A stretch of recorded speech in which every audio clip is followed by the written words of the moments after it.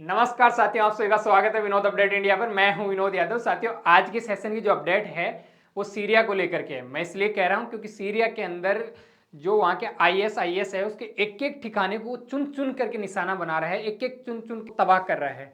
साथियों, मैं इसलिए कह रहा हूं क्योंकि इस टाइम के अंदर जो ट्रंप है अमेरिका का राष्ट्रपति, उसका एक्सट्रीम लेवल चल रहा है। मतलब उसकी तानाशाही इतनी, या एक तरीके से इसमें वो कॉन्फिडेंस आ गया है कि वो पूरी दुनिया का ऐसे अपने आप को सर्वेसर्वा समझ रहा है। हाल ही के अंदर वेनेजुएला का एग्जांपल देख सकते हो, वहां के राष्ट्रपति को सरेआम उठा के ले जाते हैं। उसके अलावा ईरान का देख सकते हो, ईरान के अंदर जो परमाणु साइट्स होते हैं वहां पे वो B2 बॉम्बर्स आके देश के अंदर एंट्री लेके वहां पे बॉम्ब डाल के चले जाते हैं।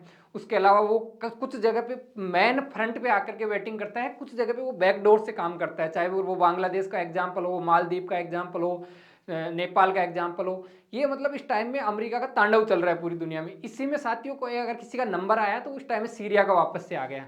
साथ ही आज की हेडलाइंस है जहां पे जो सबसे ज्यादा सुर्खियों के अंदर रही, उसके अंदर ये होता है कि जो आईएस के जितने भी ठिकाने हैं पूरी सीरिया के अंदर चुन चुन के एक एक को टारगेट किया जाता है। और ये वो आईएस का संगठन है जो मतलब इस्लामिक सोच से प्रेरित रहता है या इस्लामिक विचारधारा पे काम करता है, एकदम कट्टरपंथी, मतलब इसको संगठन कह सकते हैं।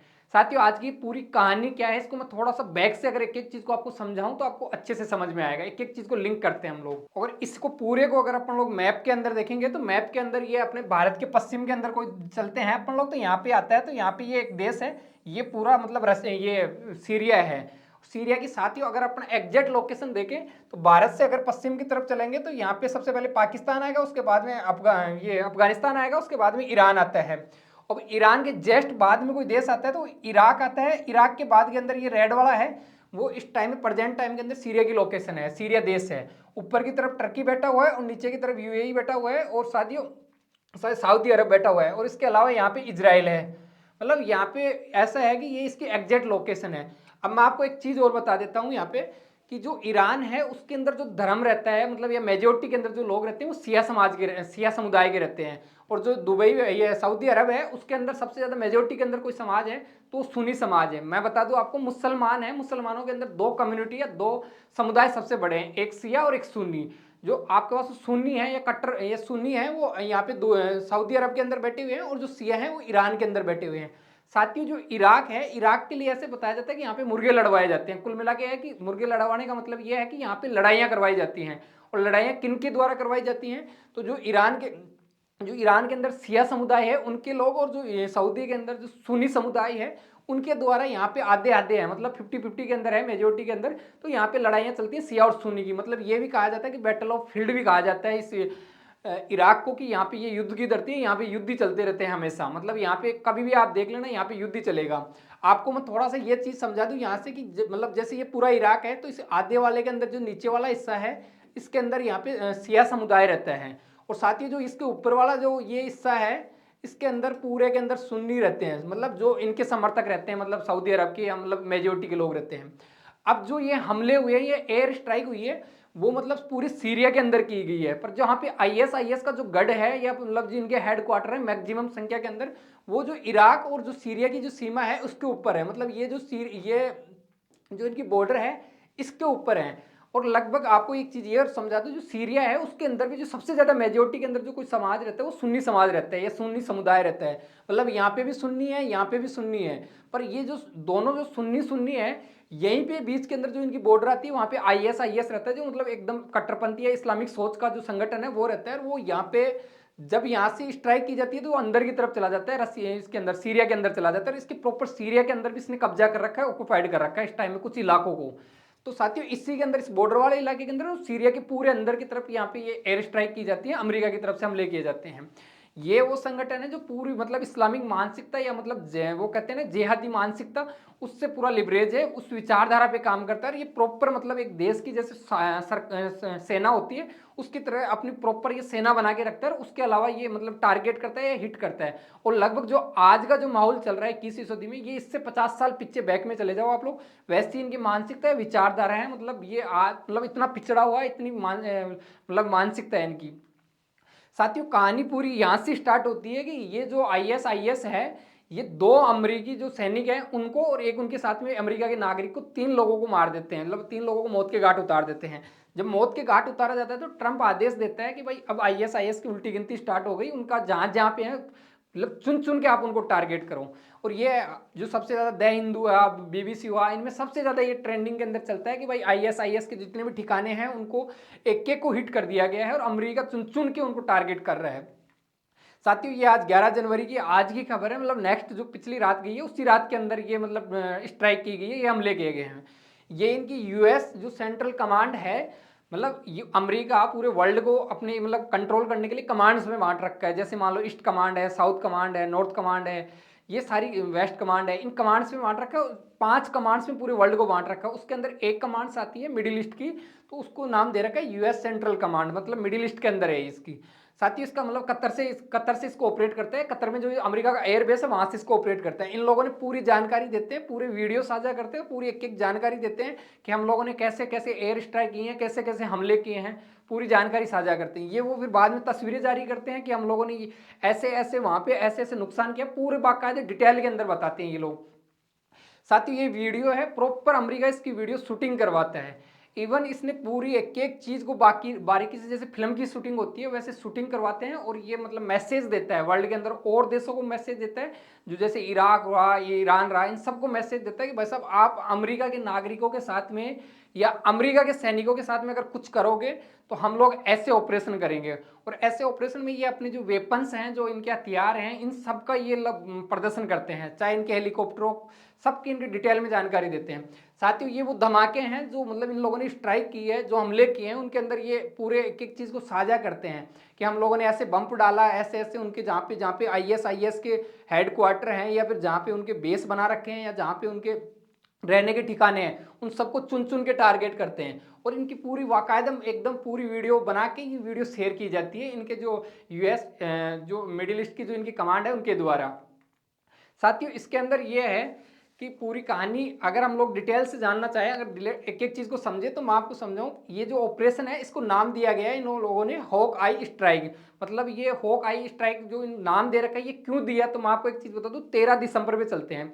ये जो 3 सैनिक मैं बता रहा हूँ, 2 सैनिक और एक अमेरिकी नागरिक जो मतलब दुभाषी, मतलब जो ट्रांसलेट करता था भाषा का, इन तीनों को मतलब घात लगा के या धोखे से मारा जाता है। तो ये 13 दिसंबर को मारा जाता है। उसके 6 दिन बाद में 19 दिसंबर को राष्ट्रपति ट्रंप निर्देश दे देते हैं कि भाई आपको अब यहाँ पे जो अमेरिका को, ये अमेरिका जो सेना है, मिलिट्री, उसको ये कहती है भाई आपको जो करना है वो करो, चुन चुन के मारो, और अमेरिका के नागरिक का जो बदला लेना है वो ले सकते हो आप लोग। इसकी परमिशन मिल जाती है ट्रंप के द्वारा। साथ ही उसी के अलावा उसी के साथ में ये जो आईएस के जहाँ जहाँ ठिकाने होते हैं वहाँ पे एयर स्ट्राइक की जाती है। ये लगभग सेकंड नंबर के एयर स्ट्राइक है। इससे पहले भी सीरिया के अंदर मतलब अमेरिका मतलब बताया जाता है कि 60 से 70 ठिकानों को तबाह कर चुका है। अब पिछले 10 दिन के अंदर जो डाटा इकट्ठा किया उसके बाद में नेक्स्ट स्ट्राइक थी इनकी। और इसी के अंदर ये लोग ये भी बताते हैं कि भविष्य के अंदर अमेरिका के नागरिक हो, अमेरिकन या फिर अमेरिका की चाहे आर्मी हो, वर्ल्ड के अंदर कहीं पे भी हो, मतलब कोई हमला नहीं हो, ऐसा एग्जाम्पल सेट करने के लिए इस तरीके से हमले किए जाते हैं। और ये हमले मतलब लार्जेस्ट लेवल पे हैं, मतलब एक साथ 90 ठिकानों पे, और वो भी एक जगह पे नहीं, मतलब पूरे सीरिया में चुन चुन के कर रहे हैं ये लोग। और इसी के अलावा जो इनकी जो ये यूएस सेंट्रल कमांड की जो ऑफिस है उसके द्वारा नोटिस के अंदर ये भी कहा जाता है कि जहाँ जहाँ पर भी, जैसे मान लो कि हमारे सैनिकों को या हमारे नागरिकों को अगर आप लोग नुकसान पहुंचाते तो वर्ल्ड के आप किसी भी कोने में चले जाओ आप लोग, हम लोग चुन चुन के मारेंगे। जिन जिन लोगों के साथ में आप लोगों ने अत्याचार किया है उन लोगों को हम लोग न्याय देंगे, उन सैनिकों को न्याय देंगे। ये पूरी डिटेल है। साथियों अब आपके यहाँ से एक प्रश्न बन रहा होगा कि सीरिया किसी देश के अंदर अमेरिका जाके मार के आ रहा है, ऐसे परमिशन सीरिया कुछ नहीं कर पा रहा है, सीरिया ने कुछ नहीं किया, तो आपकी ये क्वेश्चन बन रहा होगा। तो मैं इसका आपको सॉल्यूशन ये बताता हूँ कि इस टाइम में सीरिया के अंदर जो राष्ट्रपति है, वहाँ पे अंतरिम सरकार का राष्ट्रपति बना हुआ है, उसकी भी कहानी है। हाल ही के अंदर जो 2025 का जो दिसंबर 2024 का दिसंबर था, मतलब 2025 के जस्ट पहले 2024 का दिसंबर था, उसके अंदर वहाँ पे तख्ता पलट होता है। तख्ता पलट से पहले वहाँ पे अगर किसी की सरकार थी तो असद सरकार थी, मतलब अल असद की सरकार हुआ करती थी। ये अल असद हैं, इन भाई साहब की सरकार हुआ करती थी। ये लगभग 24 साल राष्ट्रपति रहे, 2000 से लेकर 2024 तक ये राष्ट्रपति रहे, दिसंबर तक। ये हमेशा अमेरिका के विपक्ष के आदमी माने जाते हैं, मतलब अमेरिका के कट्टर दुश्मन, मतलब अमेरिका के विरोधी माने जाते हैं, विरोधी गुट के माने जाते हैं। इनके पक्ष में कौन कौन से देश से, तो यहाँ से आप अनुमान लगा सकते हैं। इनके बगल में जो इराक है, जिसपे अमेरिका हमेशा हमला करता रहता है, उस जो अमेरिका हमला करता रहता है, वहाँ से तेल लूट के ले जाता है अमेरिका। तो ये हमेशा मतलब इराक का पक्ष लेते थे, ये कहते थे कि अमेरिका जो इराक में जो कार्रवाई कर रहा है वो गलत कर रहा है। तो अमेरिका इसका पक्षधर है, मिस्र है, लेबनान है और ईरान है और रूस है, ये तो एक गुट के अंदर है। बाकी जैसे अमेरिका रहा, फ्रांस रहा, ब्रिटेन रहा, तुर्की रहा, ये सब एक गुट के अंदर थे।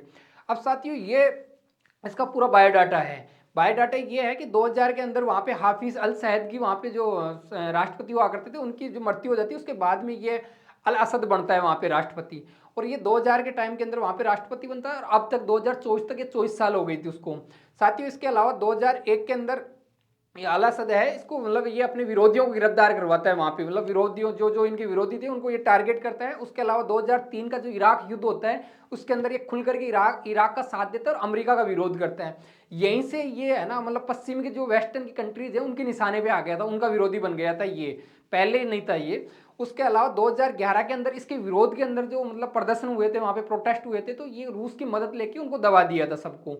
और इसी के अलावा लगभग 2011 में हुए थे, उसी टाइम पे अमेरिका ने जब ये प्रदर्शन दबाए गए थे तभी अमेरिका ने इन पे सेंसस लगा दिए थे, प्रतिबंध लगा दिए थे।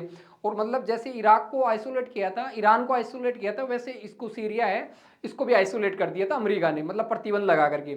और लगभग 2011 के बाद में 13 साल बाद के अंदर 2024 के अंदर इसका तख्ता पलट हो जाता है। और तख्ता पलट की भी कहानी यह है कि लगभग 11 दिन के अंदर 27 नवंबर से लेकर के 8 दिसंबर के बीच बीच में ये अपनी सरकार गवा देता है, मतलब अपनी वहाँ पे तख्ता पलट हो जाता है। साथियों जब ये कहानी चल रही थी तो अगर तख्ता पलट हुआ तो आया कौन है, तो अभी अंतरिम वहाँ पे कहते हैं कि अंतरिम राष्ट्रपति बने हुए हैं अंतरिम, तो वो ये हैं अल सरा हैं। अल सरा की कहानी ये है कि मतलब इसके खून खून में आतंकवादी है, मतलब ये खून खून में आतंकवाद भरा हुआ है, मतलब एकदम कट्टर आतंकवादी था, मतलब एकदम ये ऐसा आदमी था कि अमेरिका की जेल में रह के आया हुआ है, उसको अमेरिका राष्ट्रपति वहां पे बनवा देता है। अब इसकी कहानी यह है कि जब 2011 के अंदर यहाँ पे जब इसके खिलाफ विरोध प्रदर्शन हो रहे थे, तब भाई ने अपना खुद का एक नया संगठन बना लिया था। ये 2003 के अंदर अलकायदा से जुड़ता है। अलकायदा वही है जो ओसामा बिन लादेन वाला, जो अमेरिका के अंदर वो 2 टावरों को हिट करता है, अमेरिका उसको फिर अफगानिस्तान के अंदर पाकिस्तान के अंदर जाके क्वेटाबाद के अंदर उसको मारती है। तो वही अलकायदा संगठन है, वो लार्जेस्ट बहुत बड़ा होता है, उसका ये कमांडर बनता है, मतलब इतना बड़ा संगठन का ये कमांडर रहता है। उसके अलावा 2005 से 2009 के अंदर ये अमेरिका की कैद के अंदर रह के आता है। 2011 के अंदर जो मैं बता रहा था ना कि यहाँ पे विरोध प्रदर्शन हो रहे थे, उसी टाइम ने भाई ने नुसरा फ्रंट बना लिया था, मतलब खुद का एक संगठन बना लिया था। 2016 के अंदर इसको आतंकवादी अमेरिका खुद ऑफिशियली आतंकवादी घोषित कर देती है, यूएनओ के द्वारा इसको ब्लैक लिस्ट करवा दिया जाता है। और इस पे इनाम घोषित रहता है 88 करोड़ रुपए का, मतलब इसको अगर कोई इसकी ये बता दे कि कहाँ पे है, कहाँ पे नहीं रह रहा, क्या कर रहा है, एक्टिविटीज, ये सब चीजें जानकारी देते, उसको 88 करोड़ रुपए की इनाम थी। और ये मतलब 88 करोड़ की इनाम बराक ओबामा जो इनके राष्ट्रपति हुआ करते थे ट्रम्प से पहले वाले, पूर्व कार्यकाल से पहले वाले, तब ये इस पे इनाम घोषित की गई थी उनके कार्यकाल में। दिसंबर में इसी ने तख्ता पलट करता है और ये वहां का अंतरिम अभी राष्ट्रपति बन जाता है। साथियों आप सोच रहे होंगे, आपको यहाँ की हेडलाइंस देख सकते हो कि जिसपे 85 करोड़ या 80 करोड़ 90 करोड़ जिसपे इनाम घोषित की गई है वो अब ट्रम्प से मिलेगा, मतलब यहाँ पे हेडलाइंस देख सकते हो, कुछ दिनों पहले ये पिछले साल ये हेडलाइंस चल रही थी। और जब ये हेडलाइंस चल रही थी तो अमेरिका किसी राष्ट्रपति से मिल रहा, किसी ऐसे आतंकवादी से मिल रहा है जिसपे खुद ने इनाम घोषित कर रहा है, तो कोई वजह तो होगी। तो वजह इसके अंदर जो वजह है मैं आपको बताता हूँ। पहली चीज तो इसको अमेरिका जो यूएनओ के अंदर ब्लैक लिस्ट किया हुआ था उससे बाहर निकलवाता है, किसको, अल सरा को बाहर निकलवाता है। उसके बाद में इसको अमेरिका अप्रोच करता है कि यार मिडिल ईस्ट के अंदर हम सबसे बड़ा हम लोग एयर बेस बना रहे हैं, हमें वहां पे जगह चाहिए। इसने कहा कि साहब अगर मैं सत्ता में आऊं, आपके कहने पे अगर मैं सत्ता में आया हूं या आपके इशारों पे मैं सत्ता में आया हूं, तो आप चाहो तो पूरा सीरिया ले सकते हो मेरे से। मतलब सीरिया के अंदर ये एयर बेस बनाने के लिए इसको लेके आते हैं, मतलब प्रॉपर आतंकवादी को ले आते हैं। मतलब अमेरिका की आप मानसिकता देखो कि जो उनका कट्टर विरोधी होता है, अगर उससे भी उसको फायदा हो रहा है तो वो उसको ले आएंगे। साथियों जब इनसे पूछा गया कि जब अल सरा ने पूछा कि ट्रम्प मोदी कहाँ बनाओगे आप लोग एयर बेस, तो इन्होंने कहा कि यार एक काम है, आप वाली जो इजराइल वाली बॉर्डर है ना, वहां से इजराइल के अंदर बहुत ज्यादा घुसपैठ होती है, तो हम लोग उसी बॉर्डर पे बनाएंगे। तो यहाँ से आप लोग देख सकते हो कि ये यहाँ पे जो सीरिया है और सीरिया के पास में से जो ये इजराइल है, इस इजराइल के अंदर ये बॉर्डर लगती है, तो इस बॉर्डर पे बनाने के लिए बोला है। अगर इसको हम लोग जूम करके देखें तो ये इधर की तरफ अपने पास में ये सीरिया रहा और ये अपने पास में इजराइल रहा, तो इन्होंने कहा कि यार हम लोग इस बॉर्डर पे बनाएंगे और मतलब सबसे बड़ा एयरबेस बनाएंगे कि कम से कम यहाँ से लोग, आप लोगों के ये जो आईएस के आतंकवादी वो अंदर एंट्री नहीं ले। और साथ ही इसकी कोई मीटिंग करवाने वाला था, तो मीटिंग सऊदी अरब और तुर्की आपस में मिलकर ट्रम्प से मीटिंग करवाते हैं और ये दुबई के अंदर ये इनसे मिलते भी हैं। ट्रम्प देखो मतलब जिसको आतंकवादी घोषित कर रहा है बंदा, उसके साथ में स्माइल मार रहा है, मतलब अमेरिका से ये चीज़ सोच सकते हो कि जो मतलब इनका कट्टर दुश्मन हो उससे भी अगर इनको फायदा हो रहा है तो इनका अच्छा दोस्त बन सकता है। ये सीखने वाली बात है और ये भारत को भी सीखना चाहिए। अगर अमेरिका को लुभाना है तो सिर्फ और सिर्फ पैसे से लुभा सकते हो, क्योंकि ये एकदम मतलब नीरज ढाकी आदमी है। इनको पैसा दिख जाए तो ये अपने मतलब इनको दुश्मन को भी बाप बना ले, मतलब ऐसी वाली मतलब कौम है अमेरिका।